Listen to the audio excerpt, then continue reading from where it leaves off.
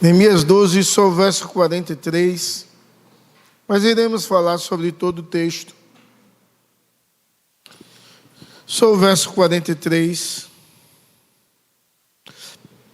E ofereceram no mesmo dia grandes sacrifícios e se alegraram, porque Deus os alegrara com grande alegria. E até as mulheres e os meninos se alegraram, de modo que a alegria de Jerusalém se ouviu até de longe. Essa não é a festa da carne, mas é a festa da celebração. E essa festa envolvia homens, mulheres e crianças. Ou seja, todo o povo foi envolvido por essa festa, a tal ponto que todos ouviam eles louvarem o Senhor. Parece que essa festa é uma festa muito diferente de tudo que já se viu antes em Israel. Por quê? Porque é um momento de muita alegria, muita felicidade, a dedicação dos muros, e Neemias separa em duas alas. O ponto de partida é uma das entradas de Jerusalém.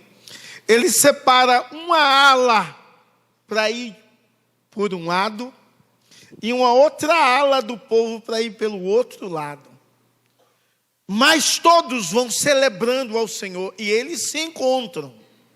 Saem dos portões das águas e se encontram nos portões do monturo. E o povo vai em celebração e procissão, em dois cortejos diferentes.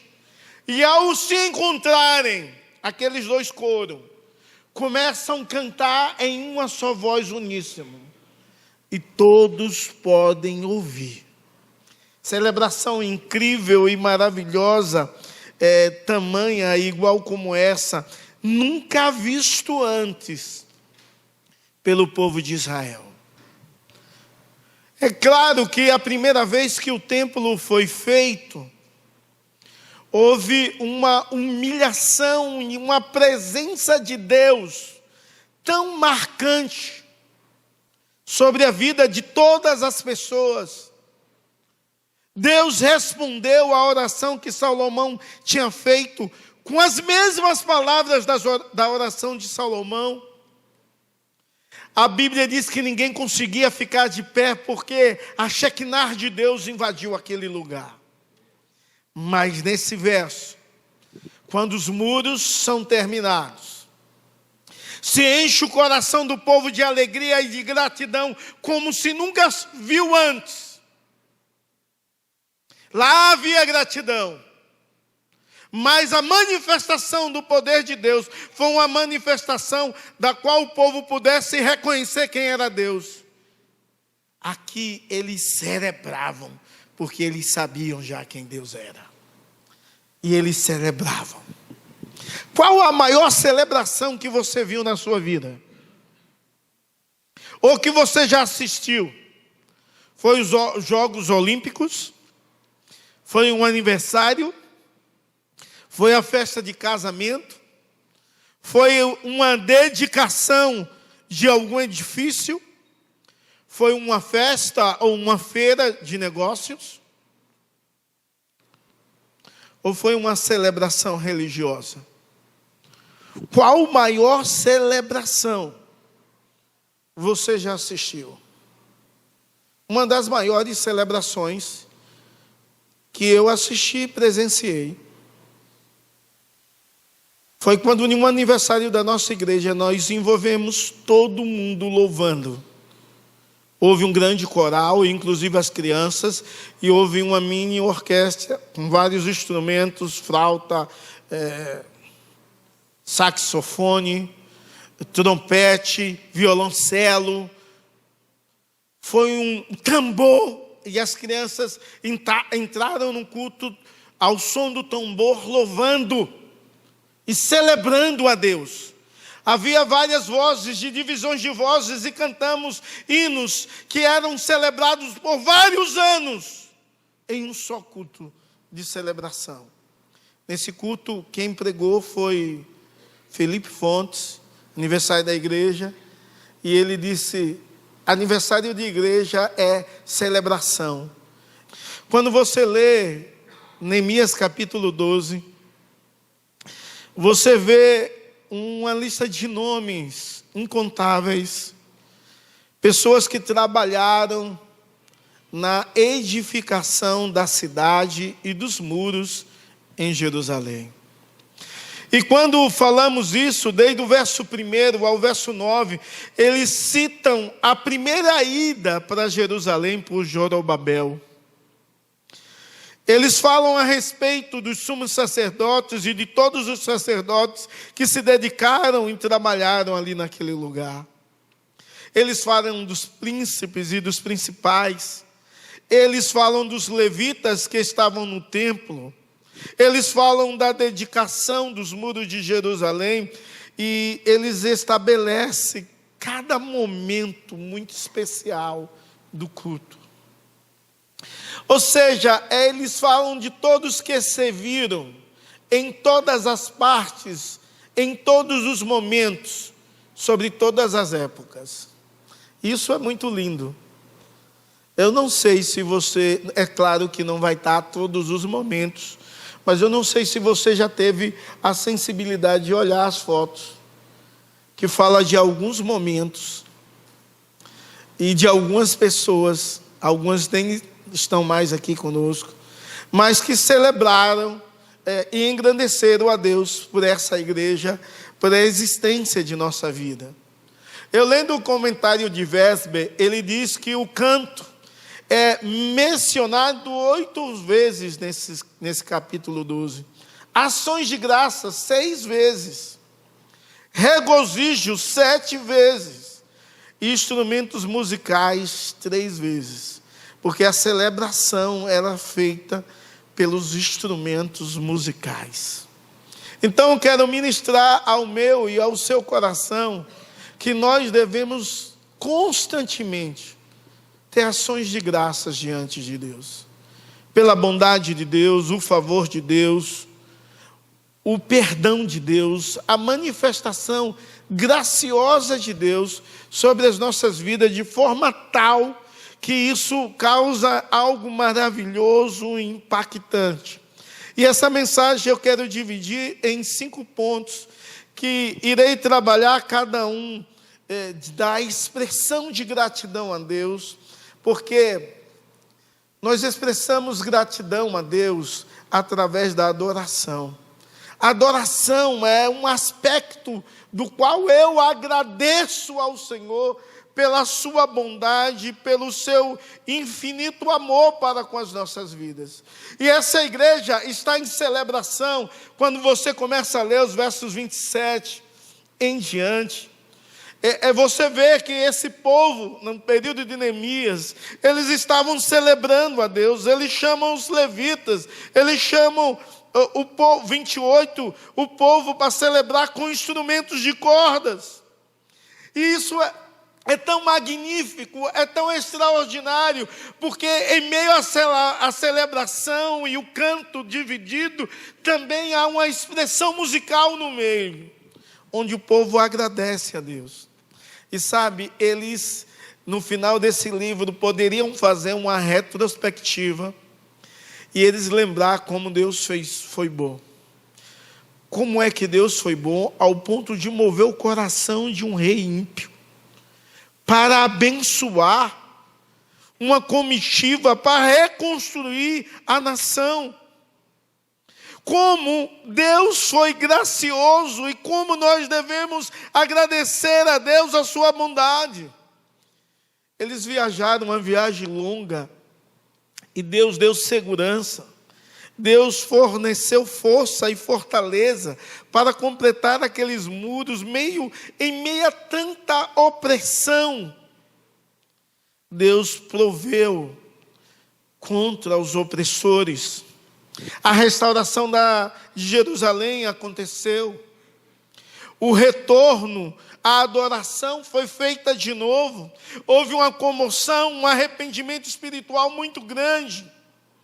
A identidade nacional foi restabelecida, porque todo o povo unidos trabalharam na reconstrução. Todo o povo, nesse momento, das cidades vizinhas e de toda Jerusalém, estão ali celebrando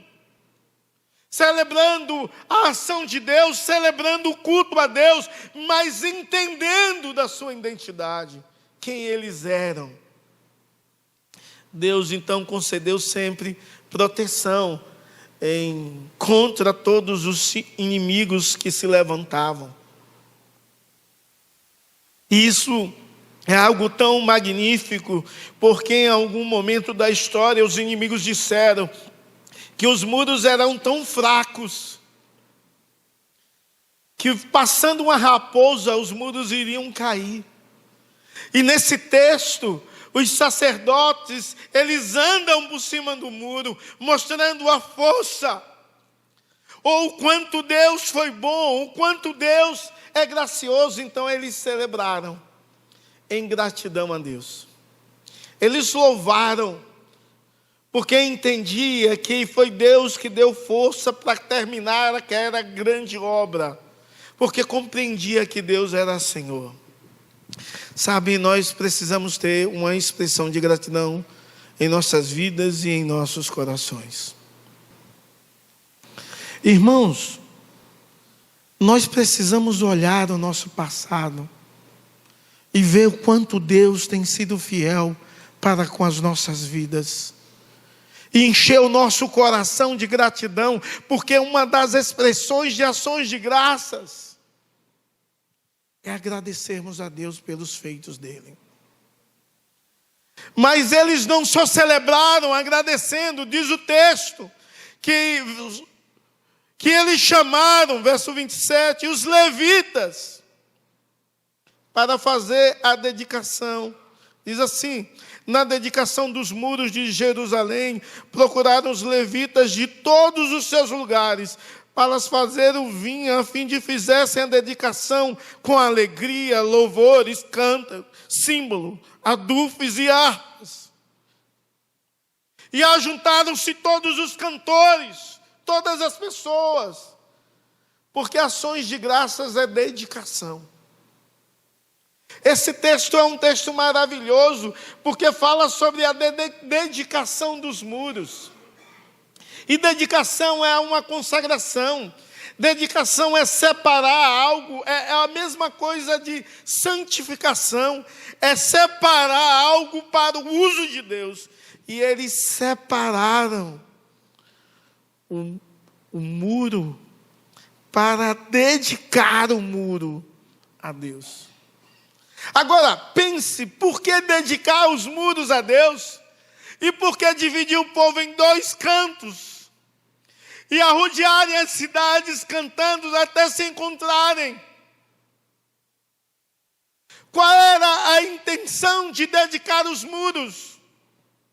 Ou de consagrar os muros a Deus?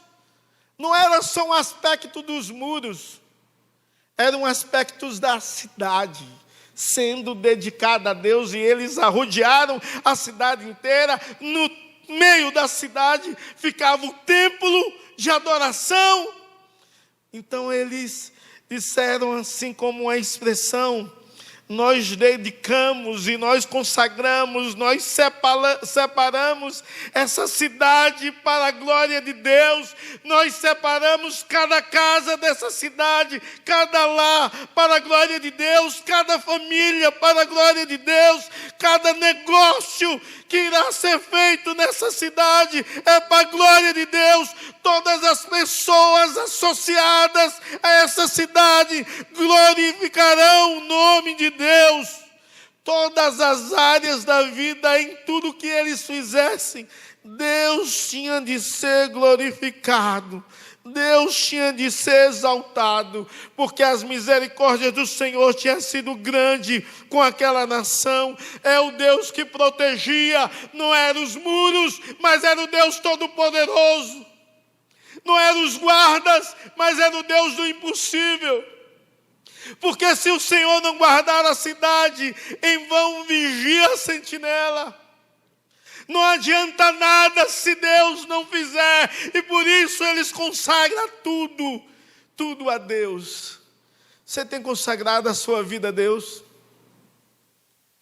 Você tem consagrado os seus projetos, seus sonhos a Deus? Você tem entendido que aonde você está, Deus está, e deve consagrar tudo na sua vida e dedicar ao Deus Todo-Poderoso, ao Deus do impossível? Mas ações de graças vão incluir a ideia de gratidão, vai incluir a ideia de dedicação, mas vai incluir também a ideia de celebração.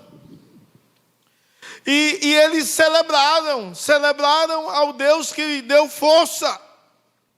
Eles celebraram a Deus que provê, usou com a sua santa providência, enviando materiais para que aquele muro pudesse ser construído. Eles celebraram a proteção de Deus, o cuidado de Deus, o Deus Todo-Poderoso que agia todos os dias, em meio a todos os desafios dos quais eles tiveram de enfrentar. A boa mão de Deus estava ali, conduzindo, operando e abençoando. Então, ações de graças requer gratidão, dedicação e celebração.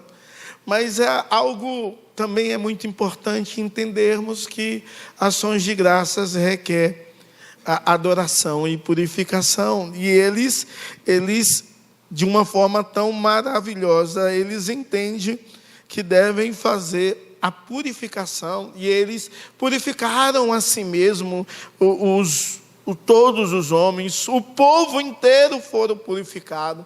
As portas das cidades foram purificadas, os muros foram purificados. Há uma expressão maravilhosa da ideia de purificação que traz consigo uma ideia de santificação.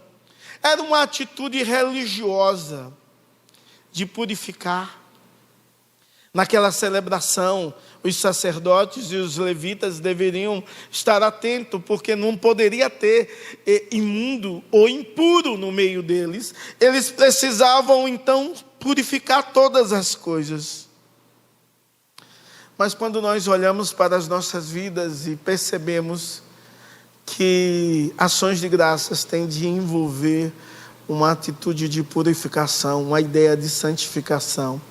E quando entendemos a ideia de santificação de forma total, nós olhamos e compreendemos que quem faz a santificação em nossa vida é Deus, na pessoa de Jesus Cristo, que assumiu o nosso lugar, assumiu a nossa total impureza, nos purificando de todo o pecado e de toda a iniquidade.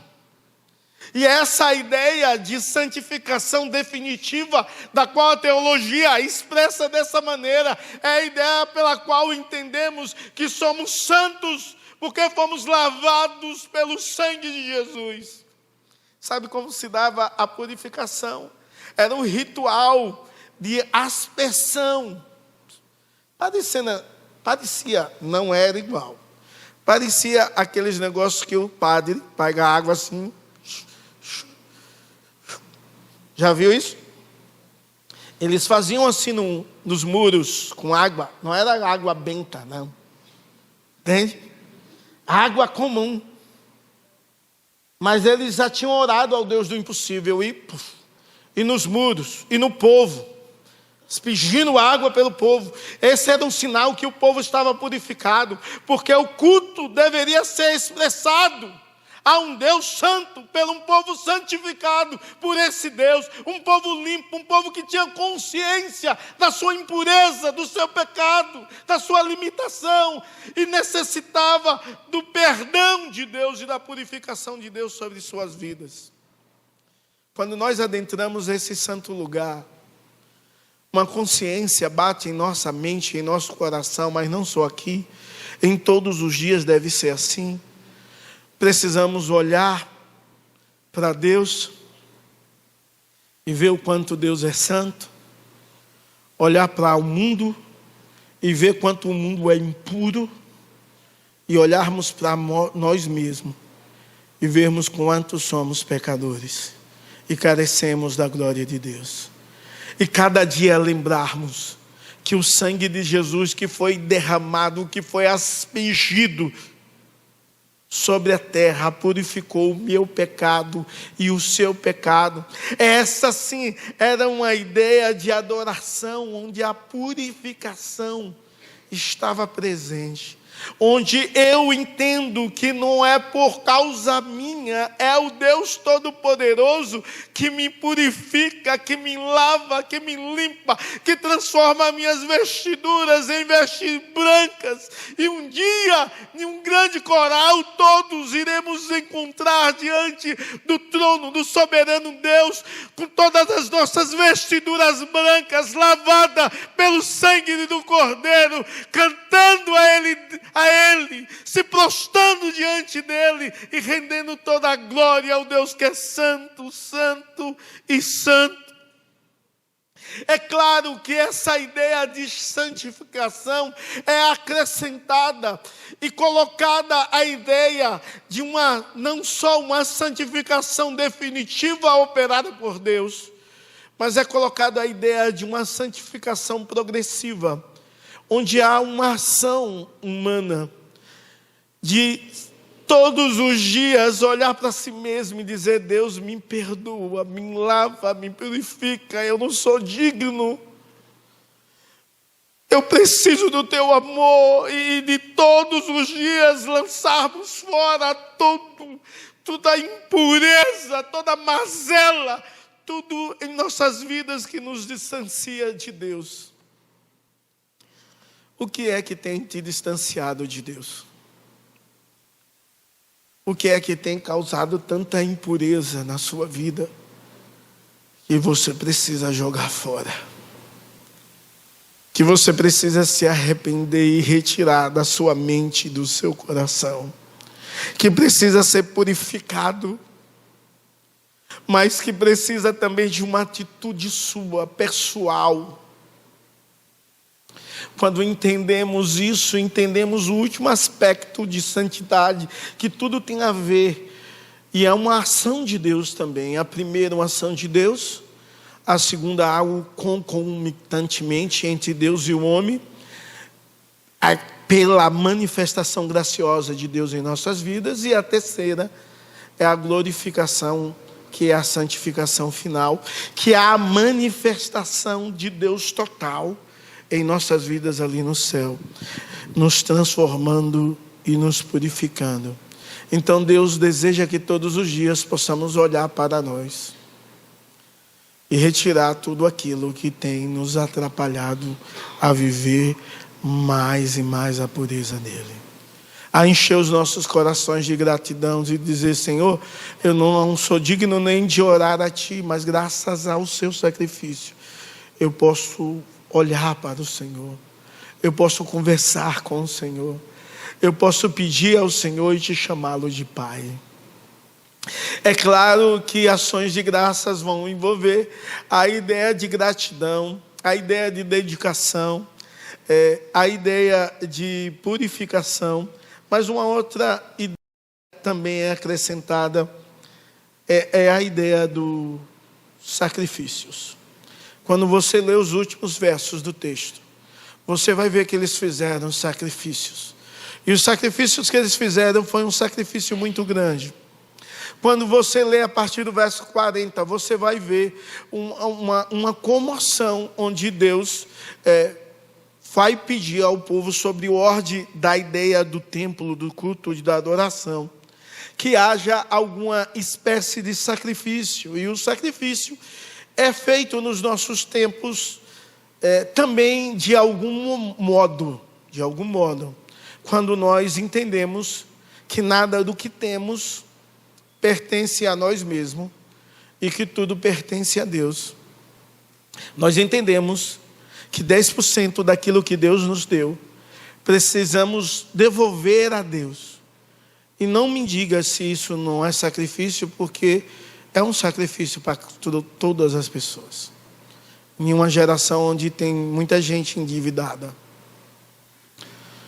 Hoje meu filho diz bem assim: pai, me dá R$50. Eu disse: tá louco, já trabalha, agora você que tem de me dar. Não é não? Mas de vez em quando, só pagou uma pizza desses meses todos que trabalha. O resto é eu que tenho de pagar. Meu Deus do céu. Aí eu disse, não vou te dar não. Ele disse, não, mas eu vou te dar 50 aqui, é só para o senhor me fazer um pix. De 50, eu estou dando 50. Eu disse, então assim feito. E eu disse, para que você quer esse pix? Eu quero completar o meu dízimo, vou dizimar. Então tá bom. Peguei os 50 aqui, aí. Passei o pix para ele. 50. Não é que o dízimo dele é 50, não. Ele ia completar. E se fosse, tinha que dar glória a Deus pelos 50 também. Então, em certa medida, algumas pessoas, quando chegam o mês que vão fechar as contas, têm uma grande dificuldade, porque não lembram de tirar em primeiro lugar ao Senhor. E ficam pensando assim, e agora? Eu não vou fazer isso. Deus, o Senhor sabe, né? Que eu não tenho. E Deus, eu acho que fica pensando assim, meu filho, tu és um servo mau e negligente. Seu coração não é agradecido. Você não sabe, não entende que é eu que te dou. Não compreende que aonde você está e como você está, tudo vem de mim. Irmãos, quando nós compreendemos e temos essa ideia, porque de repente eles estão falando de celebração, eles estão falando de canto coral, de instrumentos, de levitas, de dedicação, de gratidão, de louvor. Eles vão falar sobre dízimos. Sabe por quê?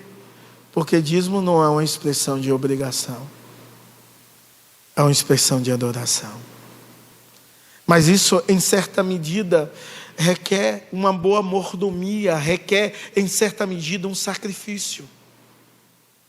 Que um sacrifício que é aceitável ao Senhor. Um sacrifício onde Deus é glorificado e magnificado. É claro que quando você continuar a ler o texto, você vê que o povo fala sobre culto, sobre celebração, sobre ficar e viver diante de Deus. E isso também é um outro sacrifício, requer tempo.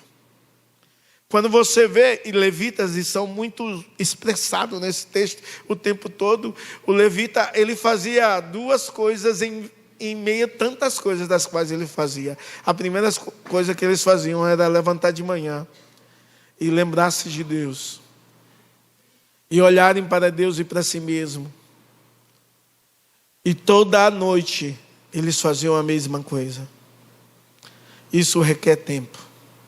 Se você quer ler a Bíblia em um ano, requer tempo. Requer você tomar um pouco do seu tempo para ler a palavra, para adorar a Deus, para bendizer a Deus, para enaltecer o Deus que vive e reina pelos séculos dos séculos. É necessário tempo. Então você tem de tirar tempo do meio do tempo do qual Deus tem te dado, das 24 horas das quais Deus tem te dado, para adorar e bendizer ao Deus Todo-Poderoso. Então, no mínimo, requer 2 sacrifícios do povo. Sacrifício de dinheiro, dízimo, e sacrifício de tempo, adoração, rendição, contrição e leitura da palavra.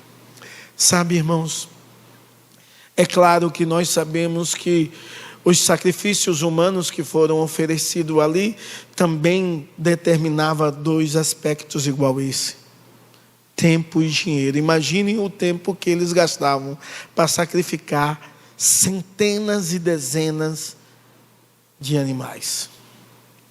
E quanto isso custava? É claro que tudo isso aponta para o nosso Deus e Senhor, Salvador Jesus Cristo, que foi o sacrifício único e perfeito na cruz.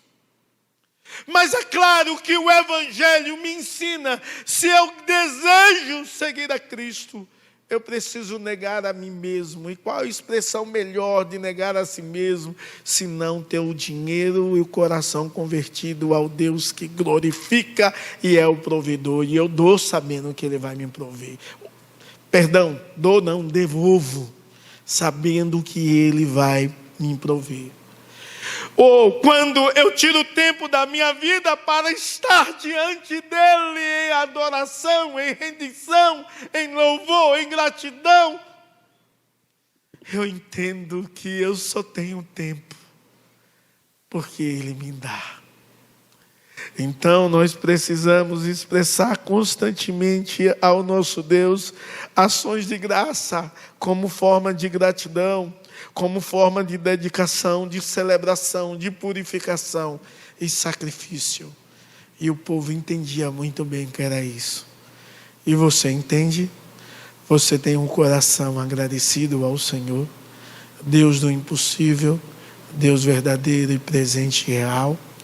Celebrai com júbilo ao Senhor. Foi o texto que nós lemos no início. Toda a terra, e servi ao Senhor com alegria. Esse texto poderia ser dividido assim em 2 pontos. Celebre a Deus e sirva a Deus com alegria. Como é que você tem feito e vivido? Neemias 12 pode ser resumido. Celebre a Deus e sirva a Deus com alegria.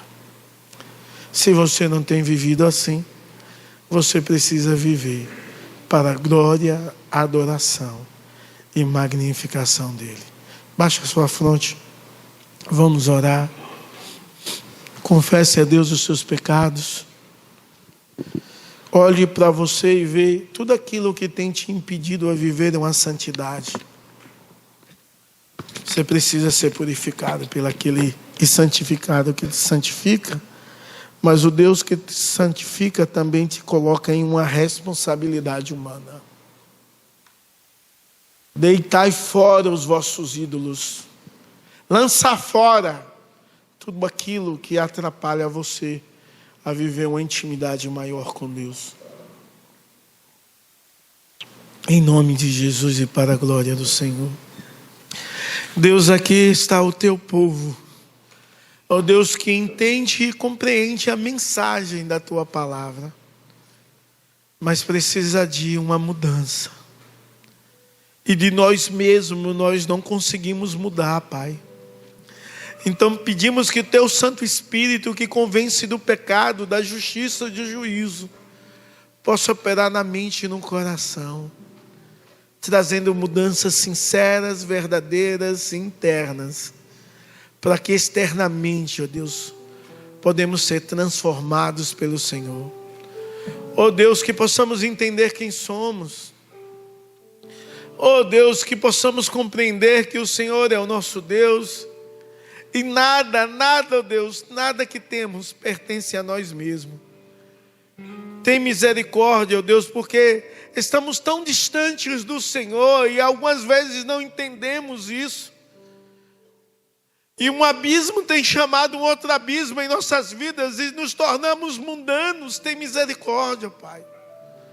Ajuda-nos, ó Deus, a todos os dias olharmos para o Senhor e para nós mesmos. Ajuda-nos, ó Deus, todas as noites olharmos para o Senhor e para o que fizemos naquele dia e ver se tem sido para a tua glória, ó Deus, tudo em nós. Tem misericórdia e ajuda-nos a vivermos, ó Deus, para o louvor e glória do teu nome, em nome de Jesus. Deus, aceita o nosso culto, o nosso louvor, a nossa adoração, que possamos adorar, ó Deus, como estilo de vida e te servir com alegria sempre, para a glória e louvor do teu nome em Cristo Jesus. Amém e amém.